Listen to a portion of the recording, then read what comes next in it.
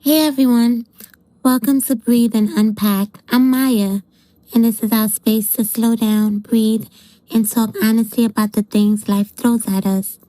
Here, nothing is off limits. Relationships, family, work, stress, and personal struggles. Sometimes we'll vent, sometimes we'll reflect, but every time we'll ask, what can I take away from this? You're not just listeners, you're part of our support system. That means we share, we listen, we learn, and we leave the judgment at the door. And if you need to cry or get emotional here, that's okay too. This space is built for honesty. If you've got a story you want to share or something you're unpacking in your own life, email me at breathe, the letter N, unpack at gmail.com. That's breathe and unpack at gmail.com. I might read it here on the show so we can all grow together. And just a quick note, this podcast is about personal opinions and experiences. It's not medical, legal, or therapeutic advice. So take a breath, lean in, and let's unpack life together. Welcome to the support system.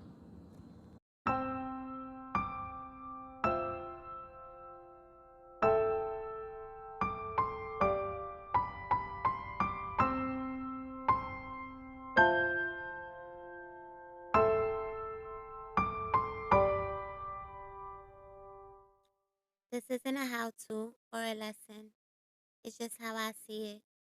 My own definition of what softness and weakness mean to me and what I've been learning through experience. Let's unpack softness. What does it really mean to show up softer without losing your edge? To stay grounded instead of guarded? To bring peace into rooms that used to pull chaos out of you?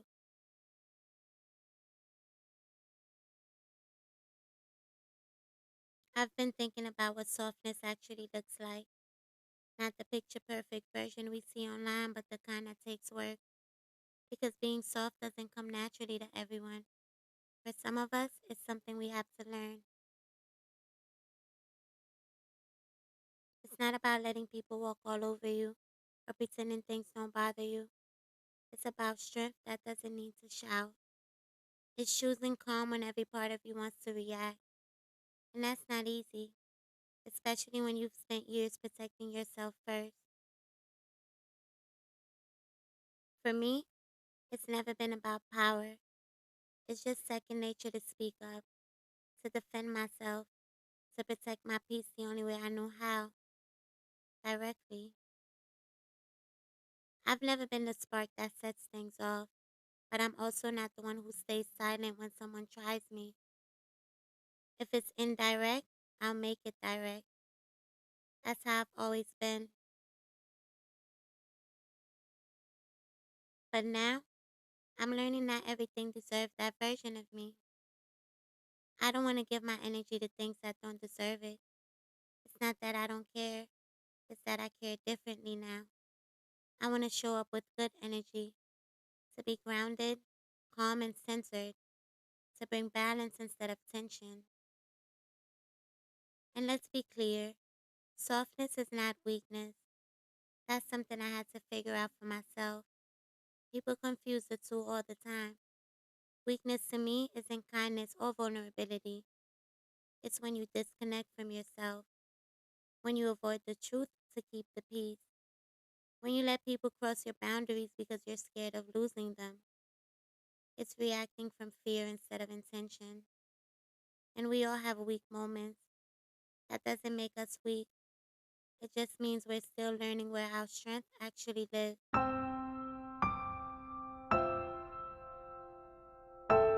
Softness, though, softness is power under control. It's awareness. It's the pause between the trigger and the reaction. It's being self aware enough to say, I could respond, but I don't need to. It's being kind without being a pushover. It's strength that shows up steady, not loud.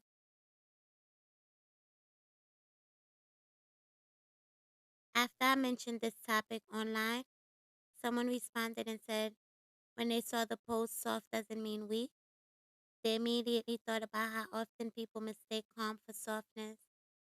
They said it reminded them of how people assume being soft means being naive, when really it takes a lot of discipline to stay calm when you could go off. And I agree, softness doesn't mean surrender. It's quiet confidence. It's peace that doesn't need an audience.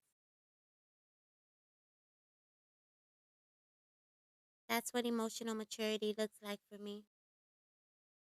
I don't have to match anyone's chaos just because it's there. Every disagreement doesn't need to be won. Every misunderstanding doesn't need to be explained. Sometimes peace really is just letting things breathe. Holding my tongue takes more strength than snapping ever did. Because I know I could respond, but choosing not to, that's growth. That's power used wisely. Solitude has helped me understand that even deeper, not isolation, just space to recharge, to figure out how I really feel before bringing my energy back to anyone else. When I take time to myself, I notice I'm calmer. I think clearer and I show up better. When I spend time alone, I see it even clearer. Solitude resets me.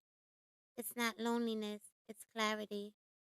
It's where I remember that my softness isn't about being small, it's about being centered. When I take time to myself, I think better, move better, and love better.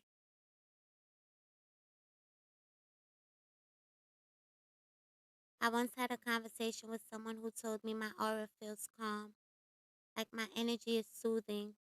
They said my voice and presence felt peaceful, almost angelic. And I took that in, not as a compliment about how I sound, but about how far I've come, because that calm didn't happen overnight. It took years of reacting, snapping, and having attitude, and realizing that wasn't who I wanted to keep being anymore. I wanted to grow out of that version of myself, to show up differently, to stop letting little things steal my peace.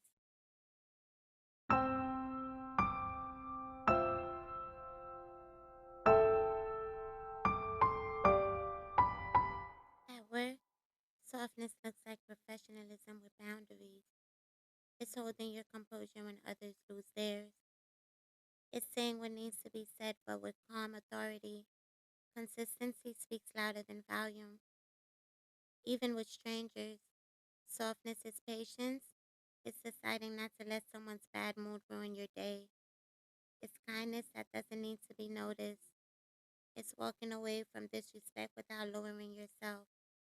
That's not weakness. That's self-control. Softness isn't about being quiet. It's about being aware. It's knowing what deserves your energy and what doesn't. Psychologists call it emotional regulation, the ability to feel deeply but not let emotions drive the car. It's that pause between what triggers you and how you respond. People talk about being in their soft era like it's all peace and pretty energy, but real softness runs deeper. It's emotional discipline. It's being gentle with yourself while still holding yourself accountable. There's power in grace. There's confidence and calm. You don't lose anything by being gentle. You just start choosing peace over reaction. The takeaway, this is just my definition.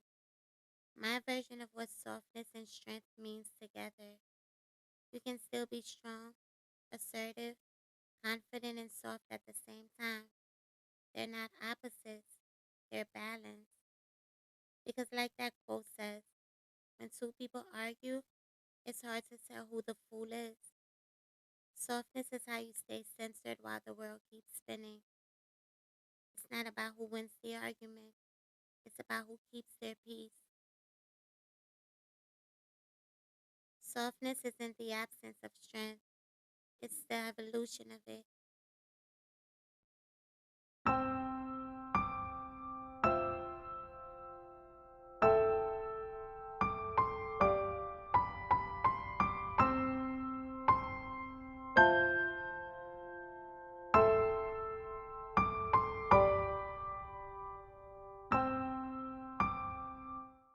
Thank you for listening to Breathe and Unpack. If today's episode sparks something in you, share it with a friend, family member, or someone you think could use the conversation. You never know, it might be exactly what they need to hear. I'd also love to hear from you. Email me at breathe, the letter N, unpack@gmail.com. Again, that's breathe, the letter N for Nancy, unpack@gmail.com. Or connect with me on Instagram at breathe, AND, unpack. Whether it's your story, your takeaway, or just a thought you want to get off your chest, this space is for all of us. And just a reminder, this podcast isn't therapy or professional advice. I'm learning and growing right alongside you. These are real conversations meant to spark reflection and support, not replace the help of a professional. We're building the support system together. One breath, one story, one moment at a time. Until next time, take a breath, lean in, and let's keep unpacking.